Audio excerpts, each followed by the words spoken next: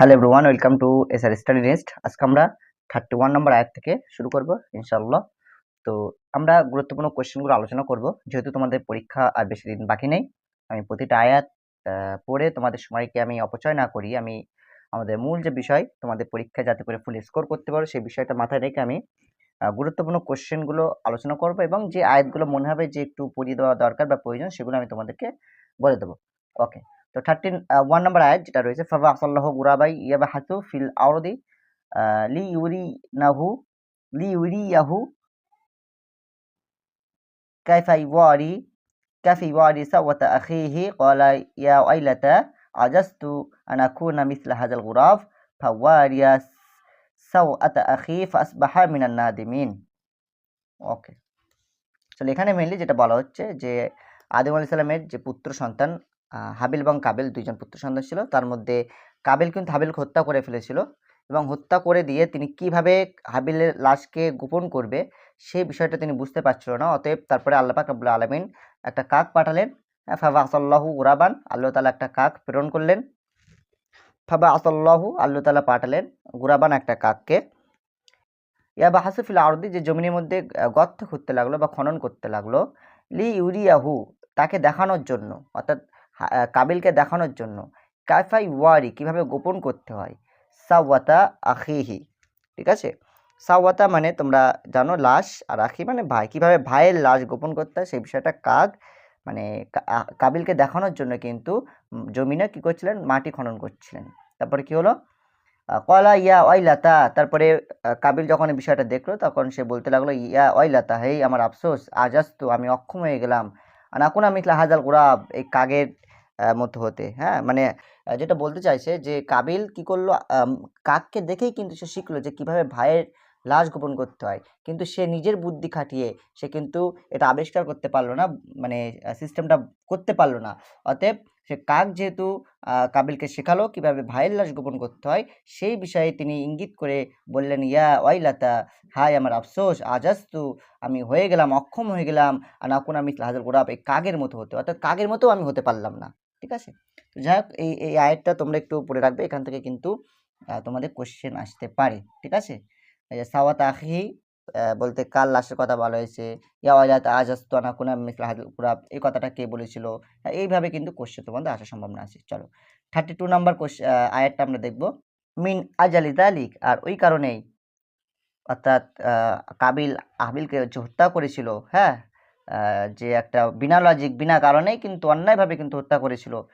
তো তার কারণবশত আল্লাহ পাক রব্বুল আলামিন বলছেন, মিন আজালি জালিক, ওই কারণেই, দেখো এখানে ব্যাখ্যা কিন্তু লেখা আছে, আল্লাযী ফাআলাহু কাবিল, কাবিল যেটা করেছিল সেই কারণেই কিন্তু কাতাবনা, আমি লিখে দিলাম, লিপিবদ্ধ করে দিলাম, আলা বানি ইসরাইল, বনি ইসরাইলের উপরে, আন্নাহু মান কাতালা নাফসান বিগাইরি নাফসিন, যে ব্যক্তি হত্যা করবে কোনো নাফসকে অন্যায়ভাবে, আও ফাসাদিন ফিল আরদি, অথবা ফাসাদ ব্যতীত, যদি কোনো ব্যক্তি অন্যায়ভাবে কাউকে হত্যা করে, ফিল আরদ মিন্স জমিন, হ্যাঁ, জমিনে ফাসাদ সৃষ্টি করা ব্যতীত অন্যায়ভাবে যদি কাউকে হত্যা করে, ফাকান্নামা কতলান নাসা জামিয়া, সে যেন সমগ্র মানব মণ্ডলীকে যেন হত্যা করে ফেললো। জামিয়ান মিন্স পুরো মানব সম্প্রদায়কে বলা হচ্ছে, সে যেন পুরো মানব সম্প্রদায়কে, মানব গোষ্ঠীকে সে যেন হত্যা করে ফেললো। অমান আহইয়াহা, আর যে ব্যক্তি জীবিত করবে, জীবিত দেবে, প্রাণ বাঁচাবে বা জীবন রক্ষা করবে, ফাকান্নামা আহইয়ান নাসা জামিয়া, সে যেন সমগ্র মানব জাতিকে যেন সে প্রাণ রক্ষা করলো, প্রাণ বাঁচালো। ওয়ালাকাদ জাআতহুম রাসূলুনা বিল বাইয়িনাত সুম্মা ইন্না কাসীরাম মিনহুম বা'দা যালিকা ফিল আরদি লামুসরিফুন, এগুলার দরকার নেই। ঠিক আছে, তো যতটুকু অনুবাদ করলাম একটু দেখে রাখবে। এখানে মেইনলি যেটা উদ্দেশ্য তোমাদের যেটা দেখতে হবে যে বনী ইসরাইলের উপরে আল্লাহ পাক রব্বুল আলামিন কি শাস্তি বা কি বিধান নাজিল করেছিল কাবিলের কারণে। তো সেটা হচ্ছে কি, যে ব্যক্তি কি করবে, কাউকে হত্যা করবে বিনা কারণে এবং দুনিয়ায় যারা ফাসাদ সৃষ্টি করছে এরকম ব্যতীত, পৃথিবীতে যদি কোনো ব্যক্তি বিনা কারণে কাউকে হত্যা করে, হ্যাঁ, সেক্ষেত্রে সে যেন পুরো পৃথিবীর মানব জাতিকে যেন হত্যা করলো, আর যে ব্যক্তি কারো প্রাণ রক্ষা করলো সে যেন পুরো মানব জাতিকে কিন্তু প্রাণ রক্ষা করলো। এই যে বিধানটা বা এই যে আয়াতের যে কারিমা, এটা তোমরা একটু মনে রাখবে। চলো তোমাদের কিন্তু আয়াতগুলো একটু মুখস্থ করে নেবে, যেগুলো ইম্পর্টেন্ট বলছি মুখস্থ করে নেবে, কারণ তোমাদের কিন্তু ম্যাচ করা দেবে কিন্তু পরীক্ষায়। আমি কিন্তু যেটা তোমাদের প্রিভিয়াস ইয়ার একটা কোশ্চেন পেপার তোমাদেরকে দেখিয়েছিলাম, যেখানে কিন্তু তোমাদের আয়াত থেকে কিন্তু ম্যাচ বা মানে স্তম্ভ মিলানো বা যেটা বলি না কেন সেগুলো কিন্তু পরীক্ষা আসছিল। চলো 33 নম্বর আয়াত এখান থেকে আমরা দেখব। 33 নম্বর আয়াতে প্রথমেই এখানে একটা শব্দ রয়েছে, এটা হবে উরাইনা, ঠিক আছে? উরাইনা একটা গোত্রের নাম। দেখো উরাইনা একটা গোত্রের নাম। এটা মূলত কিছু সম্প্রদায় বা কিছু উরাইনা যে গোত্রের মানুষজন ছিল তারা একটা সময় অসুস্থ হয়ে পড়ে এবং সেই সময় তারা মদিনায় আসে, ঠিক আছে? তো কি হয়েছিল যে না রাসূলুল্লাহ সাল্লাল্লাহু আলাইহি ওয়াসাল্লাম তাদেরকে তার সুস্থতার জন্য বা অসুস্থতা থেকে যাতে করে শিফা অর্জন করতে পারে তার জন্য রাসূলুল্লাহ সাল্লাল্লাহু আলাইহি ওয়াসাল্লাম তাদেরকে উটের দুধ এবং প্রস্রাব পান করার অনুমতি দেয়। কিন্তু যখন তারা সুস্থ হয়ে যায়, হ্যাঁ, যখন তারা রাসূল সাল্লামের কথা মতো উটের দুধ এবং প্রস্রাব পান করার পরে যখন তারা সুস্থ হয়ে যায়, তখন কি করেছিল, উটের রাখাল যারা ছিল রাখালদেরকে কিন্তু হত্যা করে তারা উট নিয়ে পালিয়ে যায়, ঠিক আছে? এবং তাদেরকে ধরে এনে রাসূল সাল্লাম তাদেরকে শাস্তি প্রদান করেন। আর ওই বিষয়ে কিন্তু মেনলি এই আয়াতটা নাজিল হয়েছে। ওকে, শাস্তি প্রদানের বিষয়, মানে কেউ যদি অন্যায় করে বা কাউকে যদি মানে কোনো কিছু ডাকাতি করে, ছিনতাই করে, তো এই একটা বিষয় রয়েছে। তো তারই পরিপ্রেক্ষিতে কিন্তু এখানে এই আয়াতটা নাজিল হয়েছে, 33 নম্বর আয়াত।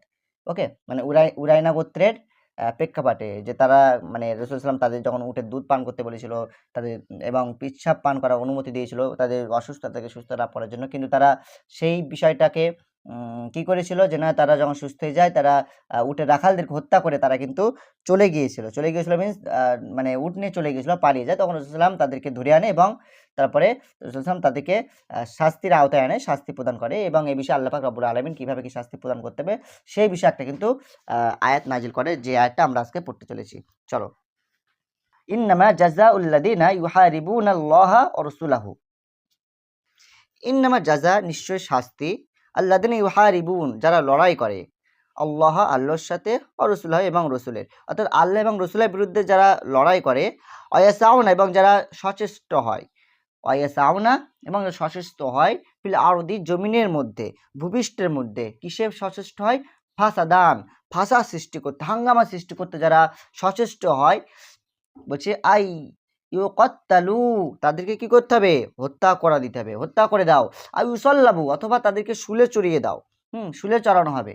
তারপরে কি বলা হচ্ছে, ওয়া তাকাত্তুআত আও তুকাত্তা আইদিয়াহুম অথবা তাদের হাত কেটে ফেলতে হবে, ওয়া আরজুলাহুম এবং পা কাটতে হবে, মিন খিলাফ বিপরীত দিক থেকে, বিপরীত দিক থেকে মিন্স ডান হাত কাটতে হবে, তারপরে বা পা কাটতে হবে। ওকে, বা হাত কাটতে হবে, ডান পা কাটতে হবে, এই যে একটা সিস্টেম, এটাকেই এখানে বলা হচ্ছে আরজুলাহুম মিন খিলাফ, অর্থাৎ বিপরীত দিক থেকে কাটার একটা বিষয় বলা হচ্ছে। এখানে লেখা রয়েছে অবশ্য ব্যাখ্যার মধ্যে, আইদিয়াহুম আল ইউমনা ওয়া আরজুলাহুম আল ইউসরা, ঠিক আছে, ডান হাত এবং বা পা, এই যে বিষয়টা তোমাদের যেটা বললাম।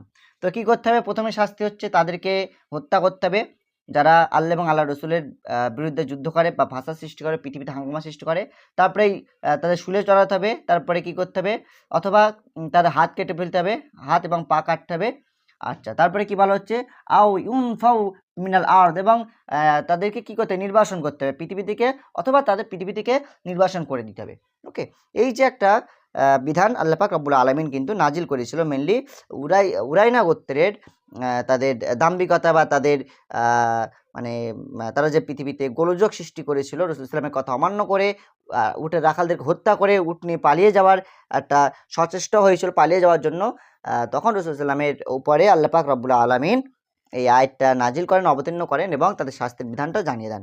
ওকে, চলো, এখানে আর তেমন কিছু নেই পড়ার মতো, এগুলো দেখতে পারো, তবে এগুলো অতটা ইম্পর্টেন্ট নয়। লাইনটা দেখতে পারো যে লাহুম ফিদ দুনিয়া ওয়া লাহুম ফিল আখিরা আযাবুন আযীম, মানে দুনিয়াতে এবং আখিরাতে কিন্তু তাদের জন্য বিরাট শাস্তি অপেক্ষা করছে। ওকে, আচ্ছা, তো এখান থেকে আমি তোমাদের যেটা বলবো, এই যে উরাইনা যেটা বললাম, যে উরাইনা এই গোত্রটা কিন্তু তোমরা দেখে রাখবে, উরাইনা কি, হ্যাঁ উরাইনা কি এই গোত্রটা সম্পর্কে একটু পড়ে রাখবে, যেটা তোমাদেরকে বললাম। ওকে, চলো, এবং আয়াতটা একটু ইম্পর্টেন্ট আয়াত রয়েছে, তোমরা কিন্তু এটা দেখে রাখবে। আচ্ছা, 34 নম্বর আয়াত আমরা এখানে দেখব, ইল্লাল্লাযিনা তাবু মিন ক্বাবিলা আন তাকদিরু আলাইহিম ফাআলামু আন্নাল্লাহা গফুরুর রহিম। আচ্ছা, এটা অতটা ইম্পর্টেন্ট নয়। ওকে, ওকে, এই আয়াতটা কিন্তু খুব ইম্পর্টেন্ট আয়াত। ইয়া আইয়ুহাল্লাযিনা আমানু, হে ঈমানদারগণ, ইত্তাকুল্লাহ, আল্লাহকে ভয় করো, ওয়াবতাগু, এবং অন্বেষণ করো, ইলাহি, তার কাছেই, ওসিলা, ওসিলা মানে মাধ্যম, ঠিক আছে। ওসিলা আমরা বলি না যে কোনো একটা এই ওসিলায় আল্লাহ পাকের নৈকট্য অর্জন করা যায়, হ্যাঁ, একটা মাধ্যম, পন্থা আমরা বলতে পারি, ঠিক আছে। ওসিলা মিন্স মানে নৈকট্য লাভের পন্থা বা উপায়। তো যেটা বলা হচ্ছে ইয়া আইয়ুহাল্লাযিনা আমানু, হে ঈমানদারগণ, ইত্তাকুল্লাহ, আল্লাহকে ভয় করো, ওয়াবতাগু, এবং কি করো, ওয়াবতাগু মিন্স উতলুবু, ঠিক আছে, অন্বেষণ করো, সন্ধান করো, ইলাহি, তার কাছে, আল্লাহর কাছে সন্ধান করো, কি সন্ধান করো, আল ওসিলা, অর্থাৎ নৈকট্য লাভের পন্থা, পন্থা বা পদ মানে রাস্তা, সেটা কি করো, তালাশ করো, অন্বেষণ করো। ওকে, লাআল্লাকুম, যাতে করে, আচ্ছা তারপরে কি বলা হচ্ছে, ওয়াজাহিদু, এবং জিহাদ করো, ফি সাবিলিল্লাহ, আল্লাহর রাস্তায় জিহাদ করো, লাআল্লাকুম, যাতে করে, তুফলিহুন, তোমরা সফল হতে পারো, সফল হতে পারো। তো এই যে আয়াতটা রয়েছে, আয়াতটা তোমরা ভালো করে দেখে রাখবে, ঠিক আছে, ভালো করে দেখে রাখবে। এই আয়াতটা কিন্তু তোমাদের ম্যাচ করতে কিন্তু দিতে পারে, খুবই ইম্পর্টেন্ট আয়াত কিন্তু। আচ্ছা, এবার এখান থেকে একটা কোশ্চেন তোমরা দেখে রাখবে, যে এই যে তাকুল্লাহ, যেটা আমি বললাম, ইত্তাকুল্লাহ, এই তাকুল্লাহ বলতে কি বোঝানো হয় বা কি বোঝো? দেখো, তাকুল্লাহ অর্থাৎ আল্লাহকে ভয় করো বলতে বোঝানো হয়েছে যে আল্লাহর জাহান্নামের আগুনকে বা তার শাস্তিকে ভয় করার কথা এখানে বলা হয়েছে। এভাবে কিন্তু তোমাদের সুন্দর করে এটা কনসেপ্টটা মনে রাখতে হবে। তাকুল্লাহ বলতে কি বোঝায়? ইত্তাকুল্লাহ মানে আল্লাহকে ভয় করো। তো আল্লাহকে ভয় করো মিন্স আল্লাহর জাহান্নামের আগুনকে ভয় করো, হ্যাঁ, বা তার শাস্তিকে ভয় করো, এটাকেই তো ইত্তাকুল্লাহ বলা হয়, ঠিক আছে। তো এই যে কনসেপ্টটা কিন্তু তোমাদের মনে রাখতে হবে। চলো 35 হয়ে গেল, 36 নম্বর আয়াত, এটা আমরা দেখব। এটা কিন্তু অতটা ইম্পর্টেন্ট নেই, ঠিক আছে, এখানে অতটা ইম্পর্টেন্ট নেই, তবে এখানে একটা শব্দ রয়েছে, এটা তোমরা দেখবে, লি ইয়াফতাদু, হ্যাঁ, লি ইয়াফতাদু। দেখো আমি একটু পড়ে দেই, তারপরেও বলছি, ইন্নাল লাযিনা কাফারু আন্না লাহুম মা ফিল আরদি জামিআম মিসলাহু মাহু লিয়াফতাদু বিহি মিনাল আযাবি ইয়াউমিল কিয়ামা মা তুকুব্বিলা মিনহুম ওয়া লাহুম আযাবুন আলীম। ওকে, লিয়াফতাদু বিহি, এই শব্দটা একটু অর্থটা ভালো করে দেখে রাখবে। চলো, আচ্ছা 37 নম্বর আয়াত, ইউরিদুনা, এটা পড়ার দরকার নেই, এখানে ইম্পর্টেন্ট নেই। আচ্ছা 38 নম্বর আয়াত, এটা কিন্তু খুবই ইম্পর্টেন্ট, ভাইটাল একটা আয়াত। চলো আমি একটু পড়িয়ে দেই। আস-সারিকু আস-সারিকাতু ফাকতাউ আইদিয়াহুমা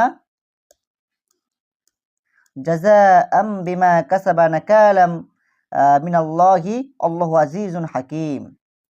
ওকে, এখানে মেইনলি চুরির মানে শাস্তির বিধান এখানে মানে অবতীর্ণ করা হয়েছে, যে চুরি করলে তার কি শাস্তি হবে কি না হবে, সেই বিষয়টা কিন্তু এখানে আল্লাহ পাক রব্বুল আলামিন এই আয়াতের মাধ্যমে জানিয়ে দিয়েছেন। বলছে আর সারিকু, সারিকু মানে পুরুষ চোর, হ্যাঁ, আর সারিকত মানে স্ত্রী চোর, মহিলা চোর।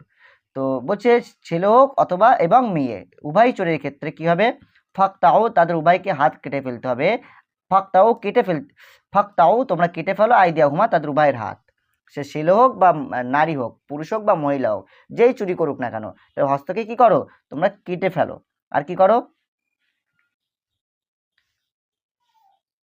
জাযাআম বিমা কাসাবা নাকালা, জাযাআন মানে কি প্রতিদান বা জাযাআম বিমা কাসাবা নাকালা, আর শাস্তি স্বরূপ তাদের এটা হচ্ছে প্রতিদান, যা তারা অর্জন করেছে, অর্থাৎ হাত কেটে ফেলে, এটা হচ্ছে তাদের প্রতিদান, তারা সেটা অর্জন করেছে, ঠিক আছে। মিনাল্লাহি, আল্লাহর পক্ষ থেকে, আল্লাহু আজিজুন হাকিম, আল্লাহ হচ্ছে পরাক্রমশালী এবং প্রজ্ঞাময়। আচ্ছা, এখান থেকে তোমরা কিভাবে পড়বে এবং কি কি বিষয় তোমাদের জেনে রাখতে হবে। দেখো, প্রথমে তোমাদের জানতে হবে যে কি দেখলাম, কোথায় গেল, হ্যাঁ, এখানে প্রথমে যেটা জানতে হবে যে আল্লাহ পাক রব্বুল আলামিন বলছেন যে কেউ যদি চুরি করে সেক্ষেত্রে তার তো হাত কেটে ফেলতে হবে। তো কত পরিমাণ বা কতটা মূল্যের দ্রব্য চুরি করলে তার এই হাত কাটা বিধান তার উপর প্রযোজ্য হবে, এই বিষয়টা তোমাদের একটু বিভিন্ন ইমামদের মতামত সহকারে তোমাদের জেনে রাখতে হবে, ঠিক আছে। তোমাদের কিন্তু এটা পরীক্ষায় আসে কিন্তু, যে কোন ইমামের মতে যে কত পরিমাণ তোমার দ্রব্য মূল্য চুরি করলে তার উপর হাত কাটার বিধান প্রযোজ্য হবে। ওকে, তো হাদিসে রয়েছে যে এক দিনারে 4 ভাগের 1 ভাগ বা ততোধিক মূল্যের দ্রব্য চুরি করলে কিন্তু হাত কাটার বিধান প্রযোজ্য হবে। এবারে বিভিন্ন ইমামদের মতামত আসবে, তো সেটা হচ্ছে আমি এক এক করে তোমাদের বলছি, তোমরা এগুলো প্রয়োজন নোট করে নেবে বা তোমাদের বইতে অবশ্যই করে এগুলো থাকবে আশা করি। তো দেখো, একটা হচ্ছে ইমামদের মতপার্থক্যটা তোমাদের আগে বলে দেই। ইমাম আজম তিনি বলছেন যে সর্বনিম্ন পরিমাণ হচ্ছে 10 দিরহাম। ওকে, 10 দিরহাম পরিমাণ বা তার ততোধিক মূল্য বা তার বেশি মূল্যের যদি কোনো দ্রব্য চুরি করে সেক্ষেত্রে কিন্তু তার উপর হাত কাটার যে বিধান রয়েছে, হ্যাঁ, তখন কিন্তু তার এই শাস্তিটা কিন্তু তার উপর মানে হস্তান্তর হয়ে যাবে, ঠিক আছে। ইমাম মালিক ও ইমাম আহমদ রহমতুল্লাহর মতে 3 দিরহাম বা 1/4 দিনার। ঠিক আছে, 3 দিরহামের মূল্য অথবা দিনারের ক্ষেত্রে 1/4 দিনার। যদি কেউ এই মূল্যের বা এর থেকে বেশি মূল্যের দ্রব্য চুরি করে সেক্ষেত্রে কিন্তু তার উপর হাত কাটার বিধান প্রযোজ্য হবে। ওকে, ইমাম শাফিঈ রহমতুল্লাহর মতে তিনি বলছেন যে 1/4 দিনার। ঠিক আছে, আর এ ব্যাপারে খারিজিদের মতামত সর্বনিম্ন কোনো পরিমাণ নেই, কিঞ্চিত পরিমাণ সম্পদ চুরি করলেও হাত কাটার দণ্ড প্রযোজ্য হবে। এটা হচ্ছে বলছেন খারিজিরা। ঠিক আছে, খারিজের মতামত মানে কিঞ্চিত মানে সামান্য কিছু চুরি করলে তার উপর হাত কাটার বিধান প্রযোজ্য হবে, তার হাত কেটে ফেলতে হবে। এটা হচ্ছে খারিজিদের মতামত। ওকে, তো এই হচ্ছে ইমামদের মতামত বললাম। হাত কিভাবে কি কাটতে হবে বা মনে করো কোনো ব্যক্তি একবার চুরি করেছে তার তো হাত কাটা হলো, দ্বিতীয়বার চুরি করলে তার উপর কিভাবে শাস্তি আরোপ হবে, বা তৃতীয়বার চুরি করলে তার উপর কি শাস্তি আরোপ করা হবে, তো এই বিষয়ে কিন্তু হাদিসে রয়েছে। তো সেক্ষেত্রে এটাও তোমাদের মনে রাখতে হবে। যদি কেউ বারবার চুরি করে তার শাস্তি কি, তখন শাস্তিটা যেটা হবে, একাধিকবার চুরি করার পর যদি মানে সে যদি ধরা পড়ে, প্রথমবার যখন ধরা পড়বে তার ডান হাত কেটে ফেলতে হবে। আর যদি বারবার ধরা পড়ে তার শাস্তি কি হবে? জাবির রাদিয়াল্লাহু থেকে বর্ণনা একটা হাদিস রয়েছে যে নবী করিম সাল্লাল্লাহু আলাইহি সাল্লামের দরবারে এক চোরকে মানে আনা হলো, তিনি তার হাত কাটার নির্দেশ প্রদান করলেন, কিন্তু কিছুদিন পরে সে পুনরায় আবার চুরি করতে গিয়ে ধরা পড়লো। নবী করিম সাল্লাল্লাহু আলাইহি সাল্লাম এরপর তার পা কেটে ফেলার নির্দেশ দিলেন। এরপর কিছুদিন পর ওই ব্যক্তি পুনরায় চুরি করলো, তখন তাকে দ্বিতীয়বার তিনি আবার মানে দ্বিতীয় হাত কাট মানে তৃতীয়বার যখন ধরা পড়লো তখন কিন্তু দ্বিতীয় হাত কাটা তিনি নির্দেশ দিলেন। এরপরে আবার যখন ধরা পড়লো তখন রাসূলুল্লাহ সাল্লাল্লাহু আলাইহি ওয়াসাল্লাম তাকে হত্যা করে দেওয়ার নির্দেশ দিলেন। ঠিক আছে, তো এই ছিল মূলত বারবার যদি কেউ চুরি করে তার উপর যে শাস্তির বিধান সেটা কিন্তু তোমাদেরকে বলে দিলাম। ওকে, তো ঠিক আছে, এবারে তোমরা আরো বিষয় যদি জটিলভাবে দেখে রাখতে পারো, বিভিন্ন মাসলা মাসাইল বা এই বিষয়, যেমন পকেট মারকে যদি পকেট মারে, কারো যদি কাফন চুরি করে তখন শাস্তি কি হবে, হ্যাঁ এই বিষয়গুলো তোমরা নিজেরা একটু দেখে রাখতে পারো। ওকে, আমি এগুলো আর বলছি না, অনেকটা লং হয়ে যায় ভিডিওটা। তো চলো 39 নম্বর আয়াত, এখানে যেটা দেখতে হবে, ফামান তাবা মিন বাদিহি যুলমিহি ওয়াসলাহা ফাইন্নাল্লাহা ইয়াতুবু আলাইহি ইন্নাল্লাহা গফুরুর রহিম। এই আয়াতটা দেখে রাখবে। এখানে কিন্তু খুবই সুন্দর একটা বিষয় বর্ণনা হয়েছে। যদি কেউ চুরি করার পরে ফিরে আসে, হ্যাঁ, যেমন ফামান তাবা, যে ব্যক্তি তওবা করে মিন বাদি যুলমিহি, তার জুলমের পরে, হ্যাঁ সে যা জুলুম করেছে, যে যা কাজ করে ফেলেছে, সীমা লঙ্ঘন করে ফেলেছে, এরপরেও কেউ যদি তওবা করে অর্থাৎ চুরি থেকে ফিরে আসে, চুরি করা থেকে ফিরে আসে, দেখো তওবা, জুলুম বলতে এখানে বলা হচ্ছে রজা আন সারাকা, অর্থাৎ চুরি করা থেকে ফিরে আসা। হ্যাঁ, যদি কেউ চুরি করা থেকে ফিরে আসে, ফিরে আসার পরে যদি কেউ তওবা করে, অসলাহা এবং যদি সে সলিহ হয়ে যায়, সৎ হয়ে যায়, মানে সৎ কর্ম করে, ফাইন্নাল্লাহা, নিশ্চয় আল্লাহ তাআলা, ইয়াতুবু আলাইহি, তা তওবা কবুল করবে, ইন্নাল্লাহা গফুরুর রহিম, নিশ্চয় আল্লাহ তাআলা ক্ষমাশীল এবং রহিম, দয়াবান। ঠিক আছে, তো এটাও তোমরা দেখে রাখবে। এখানে কিন্তু জুলুম যেটা দেখতে পাচ্ছ, ফামান তাবা মিন বাদিহি ফামান তাবা মিন বাদি যুলমিহি, যুলমিহি যে শব্দটা দেখছো, এখানে যুলমিহি বলতে কি বোঝানো হয়েছে, কোন জুলুমকে বোঝানো হয়েছে, সেক্ষেত্রে কিন্তু তোমাদের লিখতে হবে বা অপশনে থাকবে। জুলুম বলতে এখানে চুরি হতে ফিরে আসার কথা বলা হয়েছে। ওকে, চলো এবারে আমরা আজকের লাস্ট আয়াত 40 নম্বর আয়াত আমরা দেখব। ওকে, আলাম তা'লাম আন্নাল্লাহা লাহু মুলকুস সামাওয়াতি ওয়াল আরদি ইয়া'যিবু মান ইয়াশা ওয়া ইয়াগফিরু লিমান ইয়াশা'উ আল্লাহু আলা কুল্লি শাইইন কাদির। আলাম তা'লাম, তুমি কি জানো না, আন্নাল্লাহা, নিশ্চয় আল্লাহ তাআলা, লাহু মুলক আস-সামাওয়াত, তার রয়েছে আসমানি রাজত্ব, ওয়াল আরদ এবং জমিন, অর্থাৎ আল্লাহ পাক রব্বুল আলামিন তার আসমান এবং জমিনের সার্বভৌমত্ব আছে, তিনি মালিক। ইউআযিবু, তিনি শাস্তি দেন, মান ইয়াশা, যাকে তিনি ইচ্ছা করেন, ইয়াগফিরু, এবং ক্ষমা করে দেন, লিমান ইয়াশা, যাকে তিনি ইচ্ছা করেন, যাকে তিনি চান তাকে শাস্তি দেন এবং যাকে তিনি চান তাকে তিনি কিন্তু ক্ষমা করে দেন। আল্লাহু আলা কুল্লি শাইইন কাদির, আল্লাহ হচ্ছে সমস্ত বিষয়ের উপরে কিন্তু কাদির, হ্যাঁ, অর্থাৎ পরাক্রমশালী, ক্ষমতাবান। ঠিক আছে, ওকে, কাদির মিন্স ক্ষমতাবান। আল্লাহ পাক রব্বুল আলামিন হচ্ছে প্রতিটা বিষয়ের উপরে কিন্তু ক্ষমতাবান। ওকে, তো ঠিক আছে, আমরা 40 নম্বর আয়াত পর্যন্ত পড়লাম। এর মধ্যে গুরুত্বপূর্ণ আয়াত তোমাদের বলে দিলাম এবং তোমাদের মেনলি যে কোশ্চেনগুলো এখান থেকে এসে থাকে সেগুলো তোমাদের বললাম। ওকে, তো চলো আজকে ভিডিও এখানে আমি রাখছি। নেক্সট ভিডিওতে আমরা 41 নম্বর আয়াত থেকে শুরু করব। Thank you for watching this video.